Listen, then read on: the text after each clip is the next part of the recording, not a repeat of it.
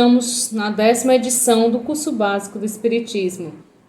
E hoje é o 16º encontro nosso, ainda na modalidade virtual e respeitando o decreto governamental que pede o distanciamento com seus protocolos. E mais um dia de estudos proporcionados pela Federação Espírita do Estado do Ceará e pelos amigos companheiros desse ideal espírita. E hoje teremos como facilitadoras a nossa irmã trabalhadora Olga Freire, do SECV, Centro Espírita Chico Xavier, que desenvolve também um trabalho belíssimo frente ao Peter Pan. E Olga apresentará a Revista Espírita de junho de 1866, que é intitulado o tema em seus aspectos pontuais e doutrinários. E nossa irmã Clícia Fontinelli, que é escritora e professora de jornalismo, pesquisadora e palestrante espírita, integrante do coletivo de Girassóis, do CEAL, que é o Centro Espírita André Luiz, e do CEBEM, também é o Centro Espírita Bezerra de Menezes, com os assuntos do livro do Céu e Inferno, na segunda parte, e com o tema Espíritos em diferentes condições identificadas. E para começar as nossas atividades, façamos uma prece individual. Nesse instante, mentalizamos a figura do nosso Mestre Jesus, com seu sorriso alegre, segurando a nossa mão. Agradecer aos espíritos superiores que se faz presente, os nossos anjos guardiões.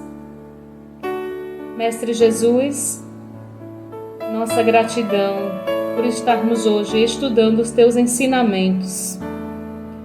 Que neste estudo possamos aprender o que for explanado pelos nossos irmãos. Nos protege, nos guarde.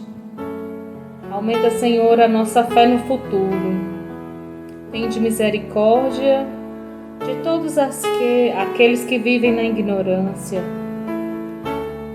Abençoa, Senhor, o nosso labor diário. Sabemos, Senhor, que não é fácil, mas também não é impossível. E com Tua presença, conseguiremos sim ter coragem e vontade para praticar os Teus ensinamentos. Mestre Jesus, ser conosco hoje e sempre, que assim seja. E nesse primeiro momento, Olga Freire, do Chico Xavier, como já explanamos, ela apresentará a Revista Espírita de junho de 1866 e irá fazer a abordagem dos aspectos bem relevantes, como o estudo moral, que é a tentativa de assassinato do imperador da Rússia, estudos psicológicos, um sonho instrutivo, uma visão retrospectiva das várias encarnações de um espírito, sono dos espíritos, questões e problemas, está no ar, poesias espíritas, para o teu livro, A Lagarta e a Borboleta, Ocupações dos Espíritos, Suspensões e Assistência dos Espíritos, e também vai falar sobre o trabalho. E a nota da bibliografia dela é os evangelhos explicados pelo Sr. Rostang. Convidemos a todos a estudar essa revista espírita para dar continuidade, quem tiver mais alguma curiosidade. As obras todas que fazem parte desse ensinamento, Então, é com muita alegria, com muita paz, que passamos nesse instante a palavra para a facilitadora Olga. Boa tarde, amigos. Nós vamos falar hoje da Revista Espírita, o ano 1866, junho de 1866. O estudo de Allan Kardec Mas antes de iniciar essa fala, eu peço a Deus que nos envolva, que nos abençoe, que a gente possa entender o grande propósito de Kardec, que era partir de um fato, de um caso, e chegar na parte moral que a gente pode tirar dos ensinamentos que este caso propicia. Nós vamos falar de 2 casos. Tem muita informação neste mês. E nós vamos falar apenas de 2 casos e depois fechar com palavras do próprio Kardec na Revista Espírita. Ele analisa uma criança. Qual era o caso? A criança era incendiária. Os pais eram corretos, mas antes de falar, ela já demonstrava gosto pelo fogo. Com 2 anos já tocou fogo nos móveis. Aos 4 anos, se fossem brigar com ele já reagia ameaçando de incêndio. E o autor do artigo, ele conclui dizendo assim: deixemos aos especialistas o cuidado de pesquisar as causas da monomania, ou daquela ideia fixa, ou daquela obcecação, ou daquele monoideísmo. Então Kardec, como era um estudioso, ele se aprofundava nas coisas, ele saía, como eu já falei, do que era fato, e ia buscar as explicações para chegar numa conclusão que nos ajudasse a evoluir. Então, ele disse, mas a que especialistas o autor do artigo se refere? Aí ele começa. Vamos para o materialismo. Ele nega o princípio inteligente. Se ele nega o princípio inteligente, as consequências dessa doutrina são, fatalmente, a impotência para resolver os problemas de ordem moral. Eu queria fazer um parêntese aqui e falar do filme Bezerra de Menezes. É tão lindo o momento, se vocês não assistiram, coloquem no Google, quando o materialista chega para ele e diz assim, vamos para um debate. Aí ele calmamente se levanta, olha para ele com todo o amor e diz assim, irei debater com o materialista. Mas quando o materialismo enxugar uma lágrima, quando o materialismo confortar uma dor, quando o materialismo, pela doutrina em si, fazer um coração, uma pessoa ser melhor. Então, o materialismo ele não consegue isso. Aí Kardec vai e vamos então para o espiritualismo, porque ele sempre analisa profundamente. E aí, qual é a conclusão que a gente chega? Estudando o espiritualismo. Ele reconhece que a alma é imperfeita. Ele reconhece que a vida continua. Então, ele já está totalmente, está mais à frente do que o materialista nesse sentido moral. O materialismo, o espiritualismo. Contudo, ele fica retido em dificuldades insuperáveis, apenas com os elementos que eles possuem. Eles não conseguem explicar. Os teólogos, eles têm como matéria de fé a criação da alma no nascimento de cada corpo físico. E por causa desta matéria de fé, que a alma é criada para aquele corpo, que ela não tem uma vida antes, eles ficam talvez os mais embaraçados, segundo Kardec, para conciliarem as perversidades nativas, como o caso dessa criança, com a justiça e com a bondade de Deus. Então ele diz, há crianças boas e há crianças más. Por quê? Quem de nós não já viu uma criança, já desde muito pequeno, ele ter tendências a fazer o bem? Nós vimos aí na internet uma criança que dizia para a mãe assim, o que é isso? Com um prato. Ela disse, é polvo, meu filho. Mas, bem pequenininho, não sabia nem falar. Mãe, ele vive? Ele vive? Aí ela, ele vive. E você cortou a perninha dele?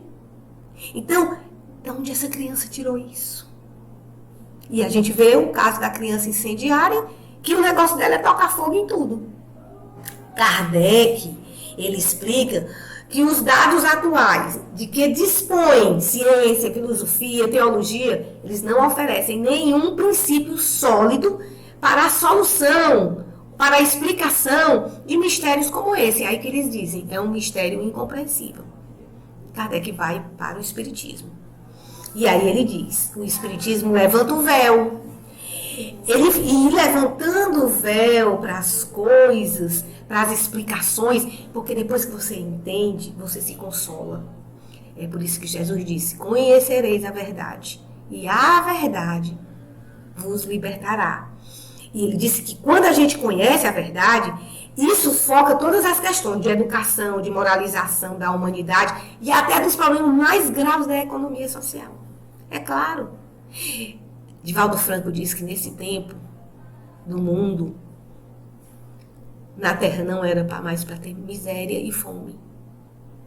Quer dizer, se todo mundo soubesse que todo mundo quer ser filho de Deus. Mas se a gente souber, ou pelo menos a gente sabe, mas se a gente refletir mesmo acerca das consequências disso, o outro é nosso irmão. Então a gente só dá comida para aquele que é da família consanguínea e permite que um irmão nosso morra com fome. Então ele continua. Não se pode negar a influência do meio em que se vive. Aí afirma. Mas essa influência ela não é exclusiva. Não pode ser exclusiva. O homem, gente, não é o produto do meio. Ou a gente, melhor dizendo, não é apenas o produto do meio. Tem outras consequências. A gente vê filhos de pais, mãe e pai igual, a mesma criação, tudo igual. Um reage de um jeito, outro reage de outro. Um pai de uma amiga minha, quando a gente era ali uns 18 anos, ele faliu. Eles eram 4, pai, mãe e 2 filhas. A mãe e a filha entraram em depressão. E a outra filha, ela ficou trabalhando porque não podiam mais pagar alguém para fazer faxina, almoço. Resultado, as 2 em depressão. E aquela que foi para o trabalho, ela de alguma forma ela reagiu diferente, criada do mesmo jeito. E aí as consequências vêm, porque ela teve mais força e a depressão não chegou forte perto dela. Então, se os estudiosos, olha aí, já começa uma consequência moral, pesquisassem os casos patológicos, porque quando a pessoa está doente, agora no coronavírus, todo mundo chega junto para pesquisar a vacina e o suicídio, que é muito maior de morte do que do coronavírus. Cadê esse estudo? Nós precisamos pesquisar as causas morais, descobrir a fonte. Se aquela pessoa que fosse se matar tivesse certeza que a vida não começava no berço e nem terminava na morte, quer dizer, ele se matando, ele vai só matar o corpo físico e o problema vai continuar, ele não vai matar o problema, que é o que ele quer matar. Isso é uma consequência moral da gente estudar a patologia moral. Bem, aí ele diz, por que não estudar os sistemas com imparcialidade? As pessoas ficam com preconceitos. Tem alguns cientistas que são livres e estudam o espiritismo. Bélgica, tem um artigo, eu não lembro mais o país da Europa, que quando ele quer, ele vai buscar em Kardec muitos problemas de explicações que o materialismo não conseguiu dar, que o espiritualismo não conseguiu dar. Então, cai sempre em cima todo o processo de dor que aparentemente pode ser injustiça de Deus. A gente lembra, Deus escreve certo, em linhas certas. Quem vê torto somos nós. Todos esses problemas, eles podem ter. Aliás, não tem uma explicação mais plausível para isso. A teoria da pré-existência da alma. Me diga uma coisa. As aptidões transcendentes para a arte, para a ciência, para os cálculos. Nós vimos na internet uma criança com seus 3 anos, ele era um baterista exímio. O ritmo, como ele coordenava cada canto daquela bateria com aquela pouca idade, que ensinou para ele? Crianças que fazem cálculos impressionantes. O Chico Xavier mesmo. O Chico Xavier, gente, ele o pai dele estava comentando um caso de um aborto, dizendo que a mulher provocou o aborto. Aí ele deu uma explicação, eu não lembro, que era um caso, aí disse um nome imenso, científico, do óvulo, não sei o quê, e todo mundo ficou impressionado. E o pai dele levou ele para o padre, porque da onde era que aquele menino tinha tirado aquela explicação científica, a não ser na teoria da pré-existência da alma. E agora as conclusões. Gente, olha que frase de Kardec. O homem renasce tal como se fez a si próprio. Nós somos herdeiros de nós mesmos. Uma conclusão moral impressionante. Porque a partir do momento que a gente sabe que não é castigo, que não existe céu, que não existe inferno, que está dentro de nós, a gente vai saber que qualquer coisa que a gente faça, por isso é que ele disse, se a nossa mão for motivo de perdição, é melhor que a gente tire, arranque fora ou a mão ou o pé. Então, isso quer dizer o quê? Lá no Eclesiastes tem, não queira ser juiz. Ele está falando do juiz. Agora a gente pode falar o médico, o professor. O professor, gente, com doutrinas perversas nas cabeças das crianças. O político, sabe? Não queira ser juiz se não fores fortes o bastantes para conter a iniquidade. A gente só pode querer o que a gente pode abraçar. Então Kardec afirma que a pluralidade das existências será posta entre as leis que regem a humanidade. Eu vou ter que correr um pouquinho. Que dirão da criança incendiária depois desse raciocínio? Entenderão que ela nasceu incendiária, como outros nasceram poetas, cantores e pintores. Após esta constatação, veremos onde Kardec quer chegar, nas consequências morais. Bem, se a gente percebeu que o filho da gente, o papel do pai e da mãe, no Evangelho segundo o Espiritismo, ele diz, ponde toda a vossa afeição para encaminhar aquela alma para Deus. Se ele for bom, vamos aperfeiçoar. Se ele for mal, vamos segurar. E a gente consegue. E a gente pode se empenhar em reprimir estas más tendências antes que eles se desenvolvam mais e mostrar para aquela criança o que é correto. Esta é a grande tarefa dos pais, conduzir os filhos ao caminho reto. Ou ponde toda a vossa atenção para aproximar a alma dos seus filhos de Deus. E Kardec faz uma analogia. Um filho está doente, todo mundo corre, enche de solicitude. Quando aparece uma patologia moral, a gente também tem que correr e tem que se empenhar para que ele melhore. Eu vou pular um pouquinho a melhor forma. Eu não conheço uma forma melhor de você educar moralmente seus filhos, de nós educarmos, do que o Evangelho no Lar. Se vocês forem ver o capítulo 14, item 9, a ingratidão dos filhos e os laços de família. Muitas vezes, as tendências dos nossos filhos, a gente viu lá atrás. A gente não segurou, deixou crescer e depois eles vão se virar para nós mesmos. Quem não sabe da história, que o pai estava sentado aqui do lado, ele com Alzheimer, numa clínica, e o pássaro canta, e ele pergunta, o que é isso? É um pássaro, responde o filho. 2 minutos depois o pássaro canta, o que é isso? É um pássaro. O que é isso?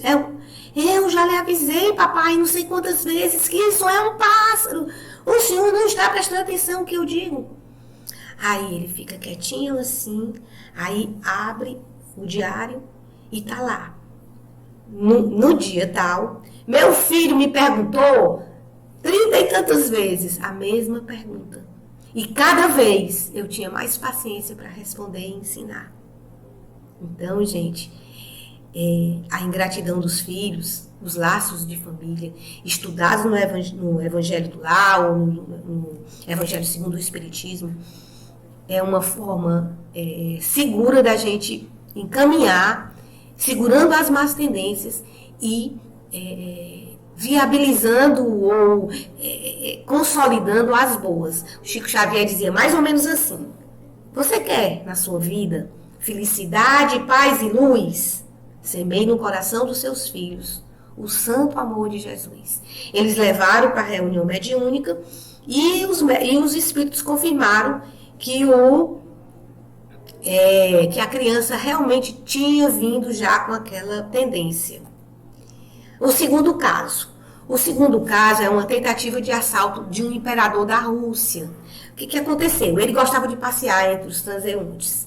Falava com eles com afabilidade, aqui é o caso.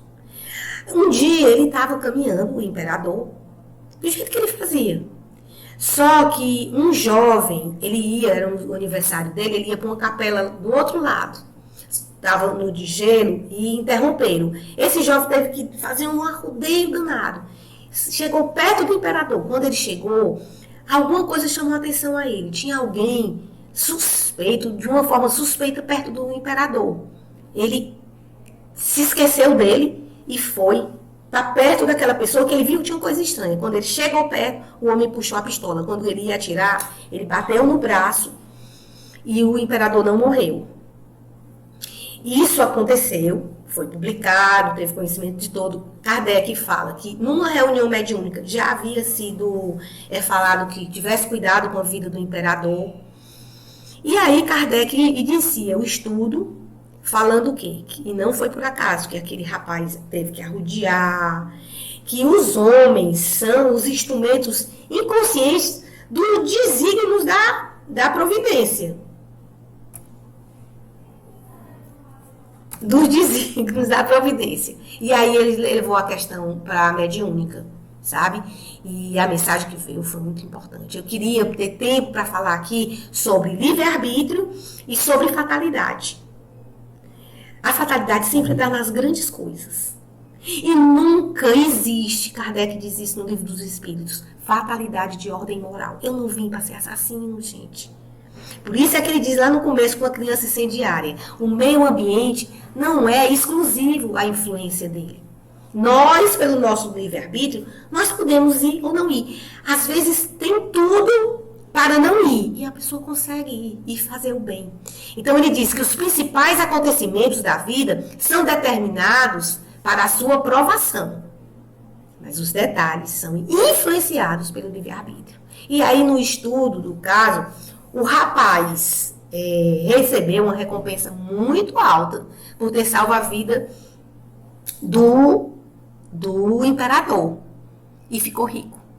E os benfeitores espirituais explicaram agora acerca do rapaz que ficou rico, que a situação de riqueza, ele aproveita para dizer o que diz também no Evangelho segundo o Espiritismo. São as maiores provas, as mais difíceis. A riqueza, o poder, a beleza, a fama.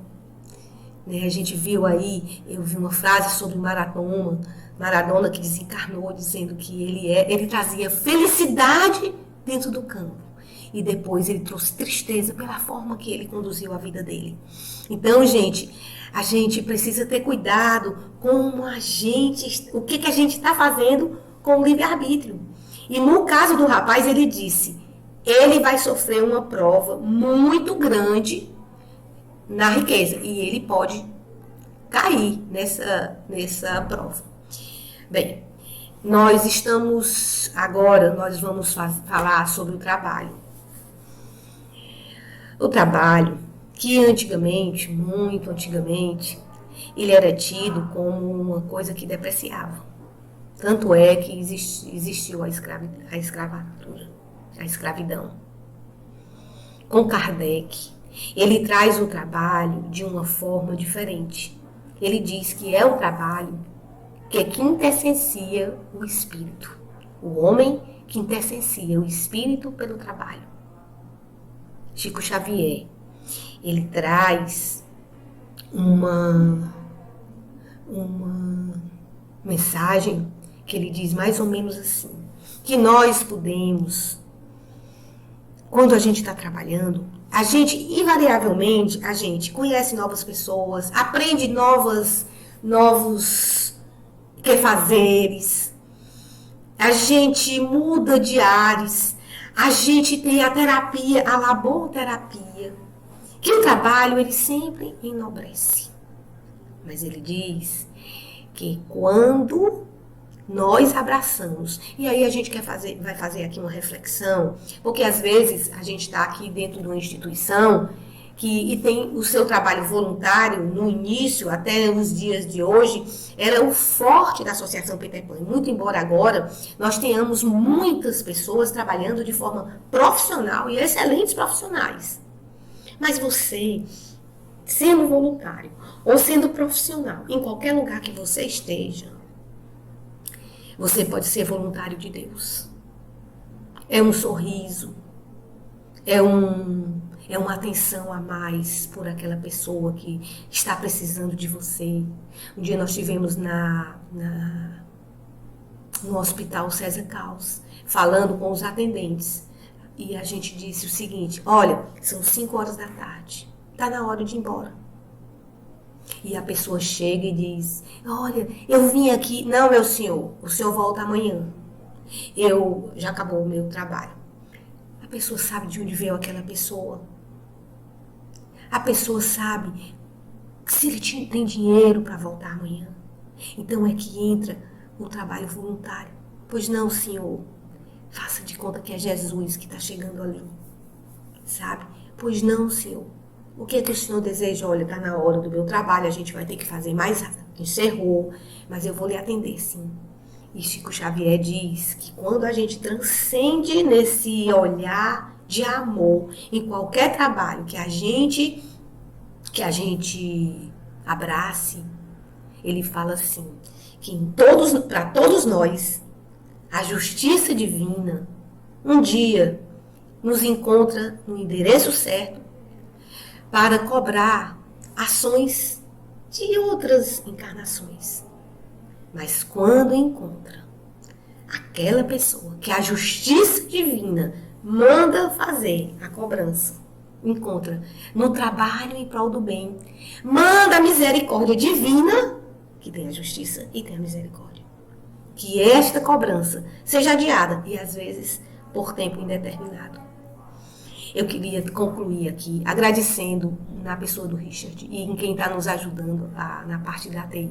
E no Peter Pan Nogueira, a gente queria concluir lendo as palavras de Allan Kardec.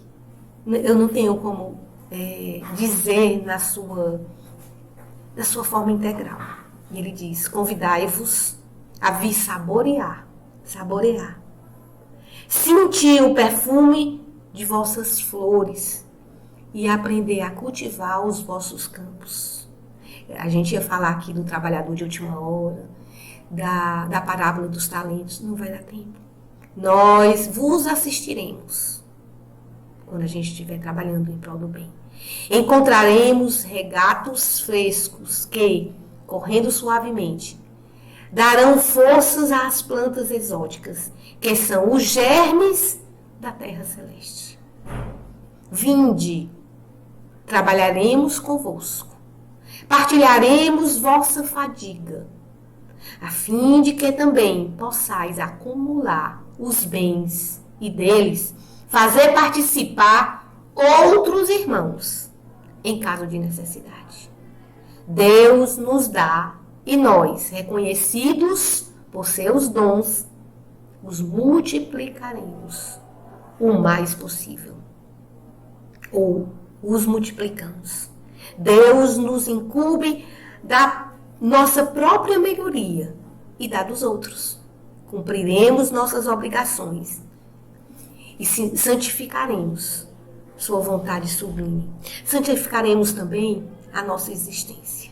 Espíritas, é a voz que me dirijo. Preparamos o vosso campo. Agora, agir de maneira que todos que necessitarem possam fluir largamente.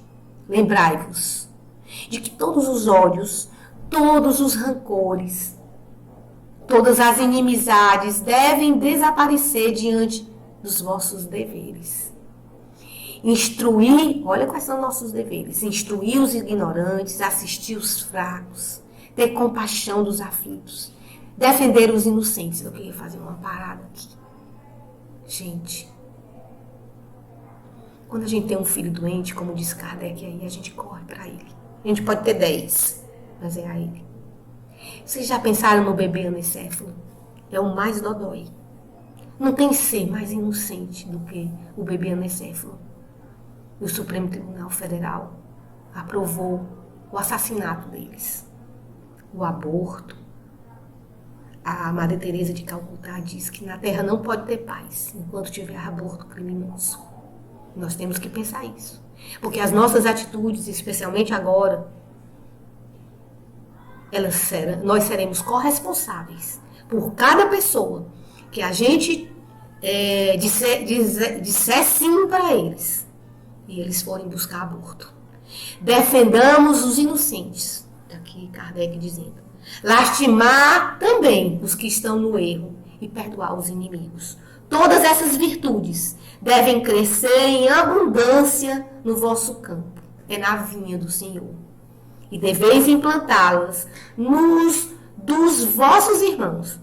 Deveis implantá-la no campo, na vinha dos nossos irmãos. Este é raciocínio, porque às vezes as pessoas nem entendem. Quantas pessoas nós já deixamos lá no Centro Espírita Chico Xavier, elas não fizeram aborto e não se mataram. Recolhereis uma ampla colheita, e sereis abençoados por vosso Pai, que estás no céu. Os tempos são chegados. Homens, nós vos convidamos para um concerto divino. Diz o prolegômenos, não, diz a introdução do Evangelho. Que vossas mãos tomem a lira. É esse campo que ele está falando. Que vossas vozes se unam. E dizei no final, ele fala, dizei Senhor, Senhor, mas dizei com ação. E aí podereis entrar no reino de Deus. Vamos pensar sobre isso, nas nossas tendências. Se não somos mais crianças, mas a gente pode também buscar a criança interior e procurar, como diz Kardec, hoje ser melhor do que ontem e amanhã melhor do que hoje. É assim que a gente reconhece o verdadeiro espírita. E vamos olhar nossos filhos e vamos combater as tendências más que todos nós temos e vamos aprimorar as boas, e assim sereis abençoados por vosso Pai, por nosso Pai que está nos céus. Boa tarde, gente. Muito obrigada. Muita paz.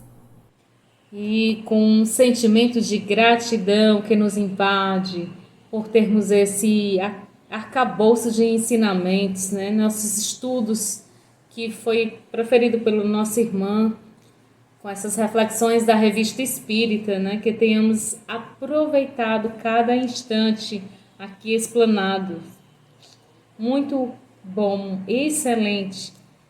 E para darmos sequência nos nossos estudos, vamos agora passar a palavra com a nossa irmã Clícia Fontinelli, que falará para nós sobre o céu e o inferno.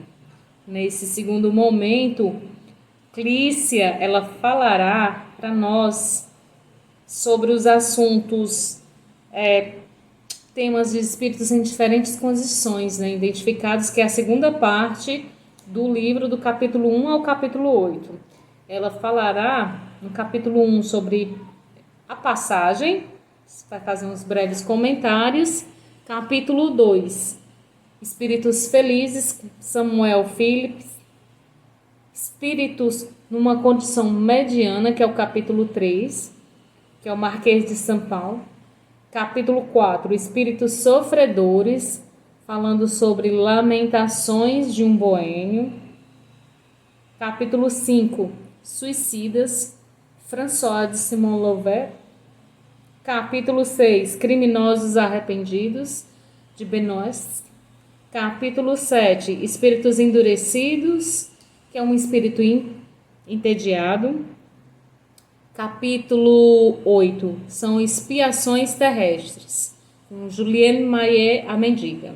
Então, portanto, agora passamos a palavra para a nossa querida irmã Clícia.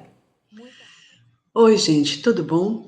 Eu me chamo Clícia e vim conversar com vocês sobre o livro O Céu e o Inferno. Para nossa conversa de hoje, nós escolhemos alguns trechos que são exemplos do estado de consciência diferenciado que os espíritos vivem no momento da erraticidade. Nós vamos falar de espíritos felizes, espíritos medianos, espíritos sofredores. Também vamos conversar sobre espíritos suicidas, criminosos arrependidos, espíritos endurecidos e espíritos que viveram na terra expiações. Esses relatos, eles ajudam a gente a entender a nossa relação entre como vivemos a nossa vida encarnado e como nós ficamos após o desencarne. Há uma relação muito direta entre as nossas escolhas quando estamos aqui, de carne e osso, e depois, quando estamos em espírito, na erraticidade. Esses exemplos que Kardec separou para este livro, eles são relatos de pessoas comuns. Esses espíritos viveram na Terra sem muitos feitos, eles não foram pessoas famosas, não fizeram ações grandiosas. Eles eram pessoas como nós, pessoas simples, pessoas comuns. E foi exatamente por serem comuns que Kardec escolheu esses relatos, para que eles se aproximassem mais ainda de nós, e nós realmente percebêssemos a importância de olhar a vida terrena com os olhos do espírito, perceber e trazer para a nossa prática cotidiana a importância da vida espiritual. Esses espíritos, a identidade deles foi comprovada por seus familiares, por seus amigos e também até por jornais da época. E é interessante dizer isso porque essa comprovação, embora a gente saiba que a identidade de um espírito nunca se consegue comprová-la plenamente, aconteceu e, de certo modo, virou uma prova cabal para a imortalidade da alma. E essas identidades foram comprovadas, né, pegando os relatos, as informações que eles trouxeram e verificando a veracidade dessas informações. Bem, mas antes da gente entrar, propriamente dito, né, nesta parte, nós vamos conversar um pouco sobre a passagem. Ou seja, nós vamos falar sobre o momento da morte. A passagem é exatamente aquele momento entre estar se desprendendo da vida material, da vida terrena, e entrando na vida futura, na vida do espírito. A passagem, segundo os espíritos relatam, é um momento sem dor, porque nesse processo de separação, o espírito assume uma condição de entorpecimento. Ele fica como se estivesse dormindo, sem muita clareza do que está acontecendo. E esta perturbação continua até o seu despertar. E esse despertar de sua consciência é quando ele toma ciência de si, de sua individualidade, começa a relembrar sua última existência e no momento seguinte ele começa a perceber que ele não só viveu aquela última existência, mas viveu outras existências. Ou seja, o espírito começa a se perceber espírito, portanto, começa a se perceber imortal. Esse momento da perturbação acontece ao mesmo tempo em que está acontecendo o desligamento fluídico do espírito para com o corpo. O Espiritismo já nos explicou que esse corpo biológico que a gente tem se une à nossa alma por uma relação fluídica, pelo que a gente chama de perispírito, que é um corpo semimaterial que liga o espírito ao corpo biológico. Durante a passagem, ou seja, no momento da morte, esse desligamento vai acontecendo de maneira gradual. Agora, é importante dizer que esse desligamento, ele é mais ou menos penoso, mais ou menos demorado, conforme o apego ou o desapego da alma. Então, quanto mais estivermos desapegados das questões terrenas, das paixões terrenas, né, dos bens materiais que aqui temos, mais fácil será esse desligamento. Então, já fica aí uma dica importante, né? Vamos viver a nossa vida na Terra, vamos aproveitar esse momento na Terra, inclusive aproveitando tudo que nós temos acesso, mas não vamos colocar isso como a parte principal de nossa vida. A gente não pode perder de vista Deus e a necessidade de fazer o bem e se melhorar, tá certo? Fica aí essa dica. E quem dá mais essa dica é o relato deste espírito de nome Samuel Philip. Samuel Philip foi classificado entre os espíritos felizes. De acordo com seus parentes e também seus amigos, ele era um homem de bem, fazia coisas boas, ajudava as pessoas, era caridoso e mais ainda, Samuel era uma pessoa que não costumava guardar rancor e mágoa daqueles que, por algum motivo, o ofendiam ou o caluniavam. E olha que ele teve, na sua última existência terrena, muitos momentos em que ele vivenciou injúrias e calúnias contra a sua moral. Além dessas injúrias e calúnias que ele viveu, ele também vivenciou um momento muito difícil próximo à sua morte, que foi uma doença muito severa. Quando ele vem conversar e trazer o seu relato, ele já diz a gente que essas dores e dificuldades que ele vivenciou faziam parte de suas provas, por conta de outras existências em que ele tinha cometido erros que faziam naquele momento fazia naquele momento sua reparação. Samuel diz, logo quando ele chega, uma frase que me chamou bastante atenção. Ele fala assim: vós que me fizeste sofrer, não só vos perdoo, mas agradeço. Me fornecestes a ocasião de perdoar e pagar o mal com o bem. Vejam, ele não só perdoa os seus inimigos, aqueles que o caluniavam, ele também os agradece. E por que ele agradece? Porque as calúnias que ele vivenciou foram oportunidades para ele seguir na prática Jesus Cristo, amando seus inimigos, perdoando seus inimigos, pagando o mal com o bem. É por isso que Samuel é um espírito feliz. E é por isso que no processo da sua desencarnação, a morte o chegou para ele como um sono, sem luta, sem abalo. O despertar foi de uma calma que contrastava com o estado em que ele estava adoentado.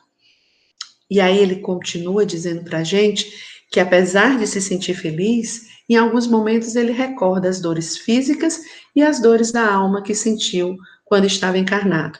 E fala que essas recordações vêm para que ele dê mais valor ao estado de felicidade em que ele se encontra.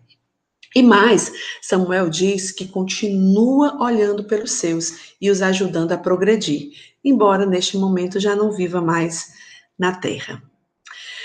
Bem, além dos espíritos felizes, Kardec também colocou alguns espíritos que nem vivem felicidade, mas também não vivem em um processo de sofrimento. São os espíritos classificados como em condição mediana. O Marquês de Saint Paul traz um ponto de vista sobre a erraticidade, né? O momento na erraticidade varia conforme a consciência do espírito.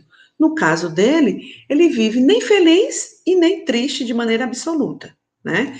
Agora, ele nos traz alguns ensinamentos interessantes, né? Por exemplo, ele fala que passou um bom tempo no estado de perturbação, até conseguir acordar. Mas diz que quando acordou, ele viu os espíritos familiares. Olha que consolo saber que após a morte, quando se desperta no mundo espiritual, nós temos a chance de estar conosco os espíritos que fizeram parte de nossa família.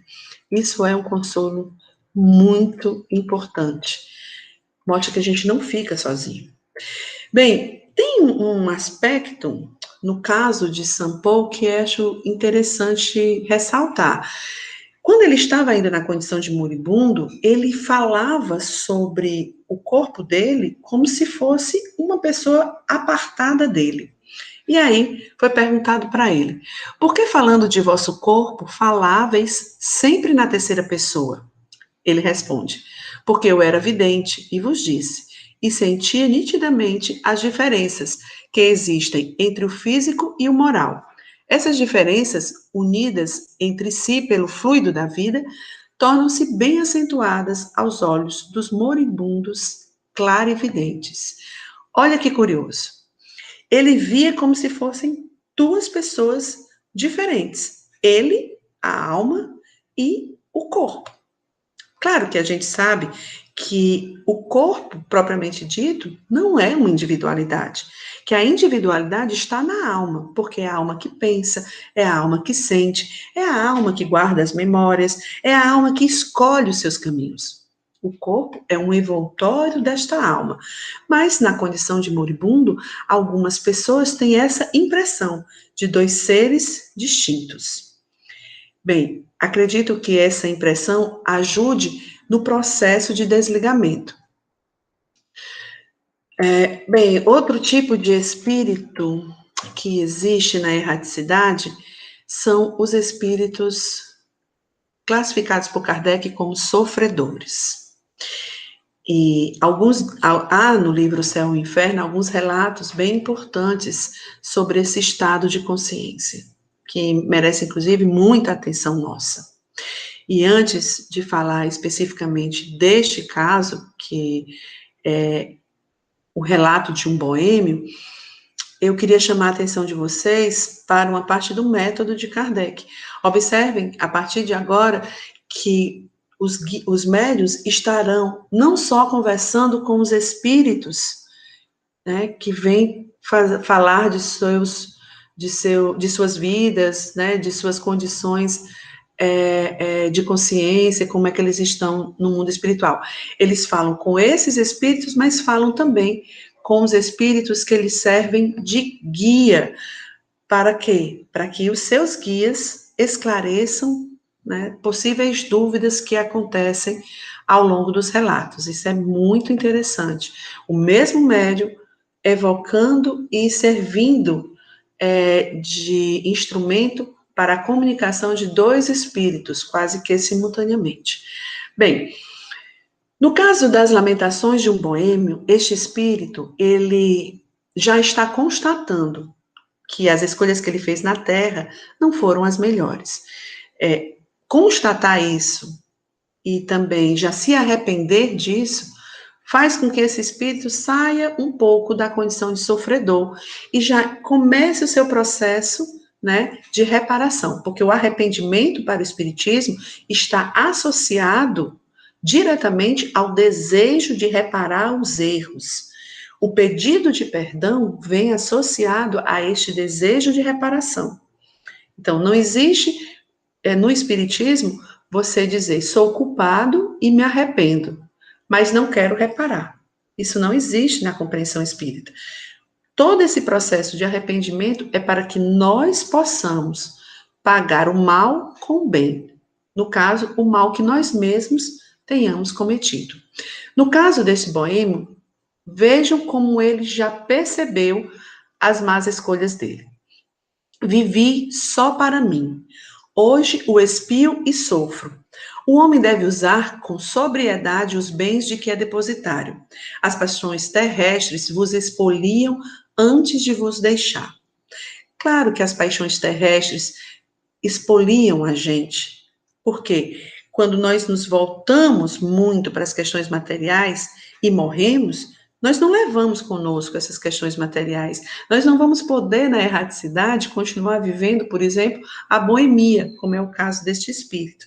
E aí, ele se sente só, vazio, sem perspectivas. E isso dói. Quem explica melhor essa situação é o guia do médium, que diz assim: a influência da matéria segue-o além do túmulo, e a morte não põe um termo aos seus apetites. Jamais tendo procurado o alimento espiritual, a sua alma erra no vazio. É necessário, pois, que vivam nessas torturas morais até que, vencidos pelo cansaço, se decidam a lançar um olhar para Deus. Vejam, os vícios que nós alimentamos na Terra, se a gente não resolve enquanto estamos aqui encarnados, quando estamos na erraticidade, a vontade de satisfazer esses vícios permanece. Até o momento que a gente percebe que a frustração de não satisfazer esses vícios, né, quando a gente começa a perceber o vazio que fica pela falta do alimento espiritual, enquanto isso não acontece, o espírito sofre. Quando ele começa a perceber que este foi um caminho equivocado, que não vai levá-lo à sua felicidade, e ele inicia seu processo de arrependimento, ele começa um novo caminhar. A luz no fim do túnel começa a aparecer para ele, né? Uma luz no fim do túnel que pode aparecer ainda na Terra. Se a gente para e começa a olhar para a vida espiritual e perceber que há muito mais coisas do que essa vida momentânea. Perceber a vida futura, imaginar, fazer o bem para viver bem, isso deve nos estimular a tentar ser melhor, a tentar ajudar o próximo. E estimular de um jeito que faça com que a gente não perca a esperança e a vontade de viver. Porque muitos que perdem essa esperança acabam cometendo um ato muito difícil, que é o suicídio. François Simon Louvet traz o seu relato.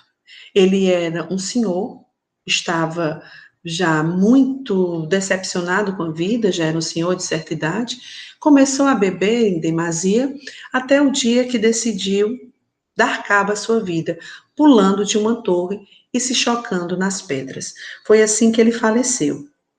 Quem contou essa história com mais detalhes foi o próprio guia do médium, já que François Simon, quando se comunicou de maneira espontânea, ele estava dando mais vazão ao seu sofrimento.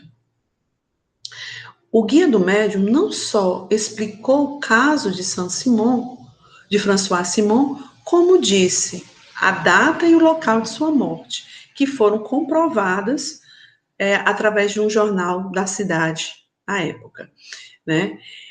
Esse guia espiritual do médium também fala que o sofrimento de François Simon aumentava porque ele não tinha dimensão de como sair, ele não tinha a menor ideia de como sair daquele sofrimento.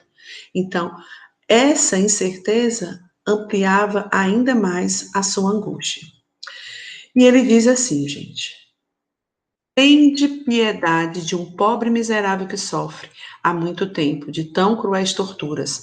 Vou quebrar-me nessas pedras.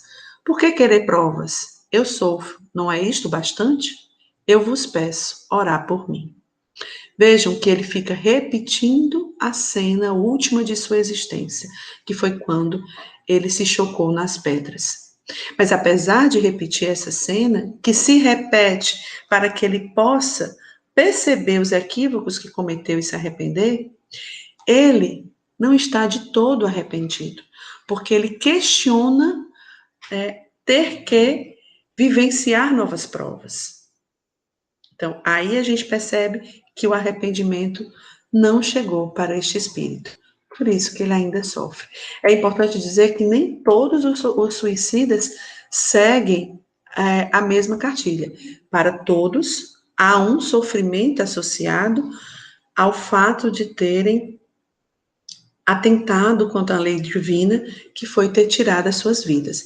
Mas os contextos em que isso acontece, e mais, as coisas boas que esse espírito tenha feito, e o processo de arrependimento que ele vive na erraticidade, tudo isso interfere nos sofrimentos que ele vai ou não vivenciar como espírito.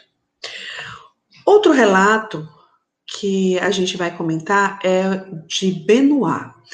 Este espírito está classificado entre os criminosos arrependidos. Foi uma comunicação espontânea, ele era um monge. E ele diz pra gente que ele é um monge sem fé.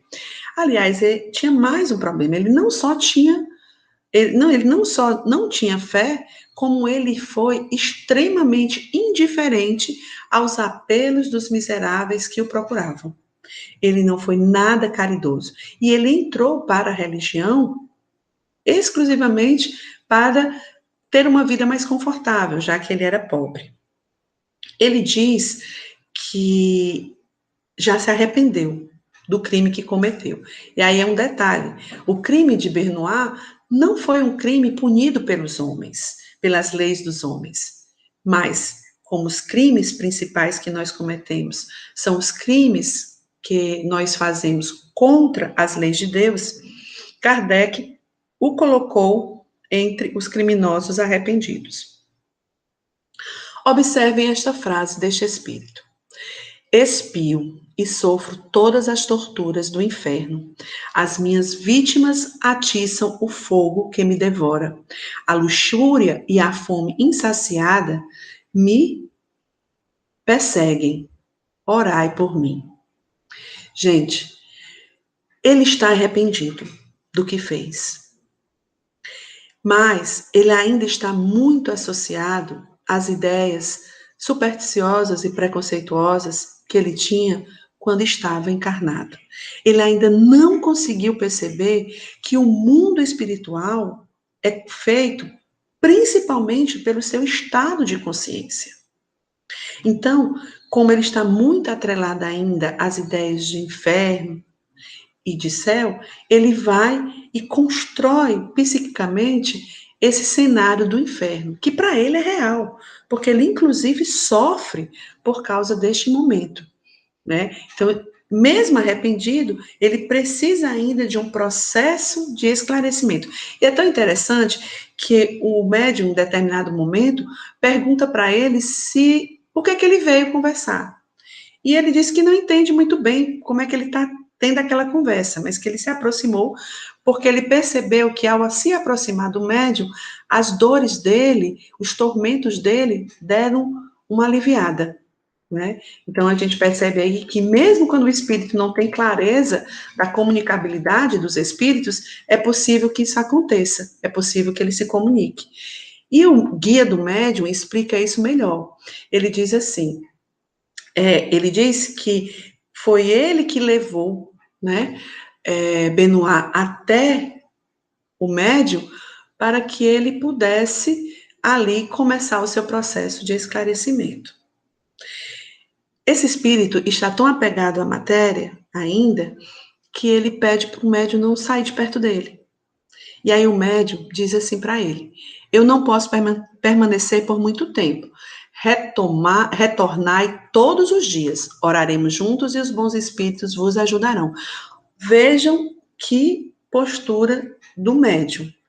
Ele não só diz ao espírito para ele voltar todo dia para eles conversarem, como ele diz que vai orar junto com ele, até ele conseguir a ajuda dos bons espíritos. Quantos de nós faz isso?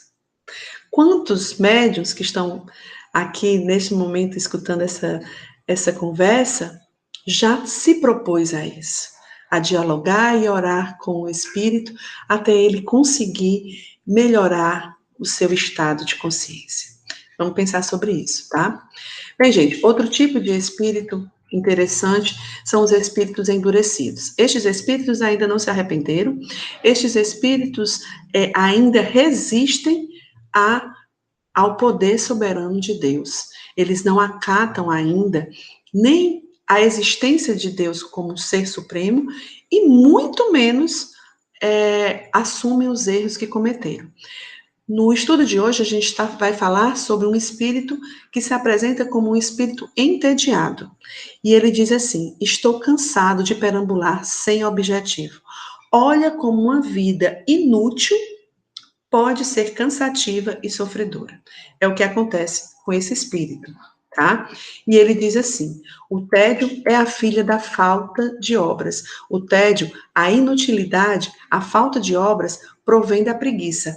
A preguiça é a mãe da ignorância. Então, ele percebe que essa vida de marasmo, que não dá a ele nenhum ânimo, é um sofrimento.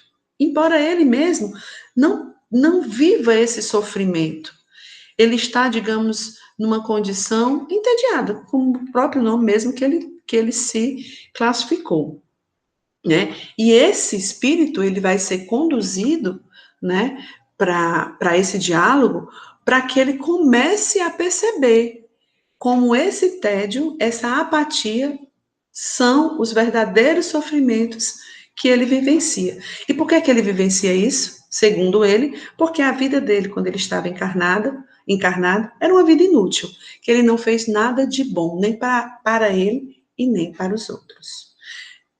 Ou seja, vamos ficar atento também a isso. A vida na ociosidade, a vida de qualquer jeito, né, pode nos levar a uma condição muito difícil de sair. Segundo Kardec, um dos tipos de condição de consciência mais difíceis de ser moralizada. Bem, para finalizar o nosso estudo de hoje, nós vamos falar sobre Juliane Marie, a mendiga. Juliane deu 3 comunicações pelo mesmo médium. Ela foi uma senhora pobre, que viveu das doações, das caridades alheias, e nos últimos momentos de sua vida, vivia muito doente. Em um dos momentos, ela caiu em um lago e, nesse acidente, ela acabou, apesar de ter sido resgatada, acabou falecendo. O médium que a socorreu a evocou logo após sentir a presença dela, após a morte dela. E ele evocou tendo sido aconselhado tanto pela Sociedade Parisiense, né, pelo grupo de Kardec, como pelos seus próprios guias. Então, vejam aí, o médium sentiu a presença daquele espírito que ele conheceu quando estava encarnado e foi orientado a evocá-lo, para ser útil. O médium queria ajudar Juliane Marie, mas olha a felicidade que aconteceu. Juliane vem numa condição muito melhor e ela vem para agradecer ao médium toda a caridade que ele tinha feito para ela e mais, vem dizer que a partir de agora ela estaria próximo a ele para ajudá-lo no seu trabalho de ajuda aos outros.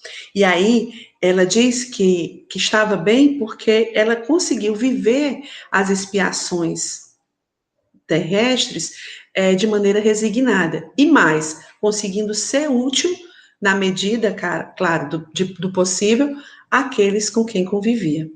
E ela fala também que as expiações que ela viveu se referiam a existências anteriores, a situações de equívocos, de erros que ela havia cometido em outras vidas. Juliane Marie deixa para a gente um conselho extremamente importante. E eu quero terminar essa nossa conversa com este conselho. Ela diz assim: "Sê sempre caridoso na medida de teus meios. Tu mesmo serás o teu melhor juiz, seguindo, todavia, a voz de tua consciência, que nunca te enganará, quando a escutares sinceramente." Eis aí o conselho de Juliane Marie, que vai ao encontro do que nós aprendemos no Espiritismo. Sem caridade não há salvação. Vamos lembrar disso. Vamos tentar fazer de nossas vidas voltadas a fazer o bem, a tentar se melhorar, a tentar viver em Deus. E é isso, gente. Um grande beijo e tudo de bom. Até a próxima vez. Nossos estudos de hoje foi muito gratificante. E agradecer aqui às nossas amigas facilitadoras, que é a Olga e a Clícia, né? Agradecer a pessoa do seu Richard, a federação, pela possibilidade de abrir esse espaço aqui para nós podermos refletir e estudar sobre os ensinamentos de Deus. Agradecer ao Eliese, que tem uma dedicação enorme, faz um trabalho muito bonito com essas edições de vídeos, contribuindo aí conosco para os nossos estudos. E também quero agradecer a todos que se fez presente e puderam contribuir para que esse trabalho realizassem, né? E também quero convidar aos nossos amigos confrades a participar do próximo encontro, no próximo sábado, com a exposição do dia 5 de dezembro, hein? Não esqueçam, jamais. E os facilitadores serão Rildo Oliveira, do SEGE, com a Revista Espírita de junho de 1863, em seus aspectos pontuais e doutrinários. E o facilitador também, Dr. Inácio de Freitas, que ele vai fazer a primeira parte da Gênese, com o tema O Papel da Ciência na Gênese, Sistemas do Mundo Antigo e Moderno. E chegamos mais um final dos nossos estudos de hoje, querendo agradecer aí a todos. E para encerrarmos, vamos fazer a nossa prece final. Mestre Jesus, é com grande gratidão que nos envolve nessa tarde de hoje. Os teus ensinamentos sejam internalizados dentro de nós, para que possamos colocar em prática com toda a vontade, com todo amor. Mestre Jesus, ser conosco hoje e sempre. Que assim seja.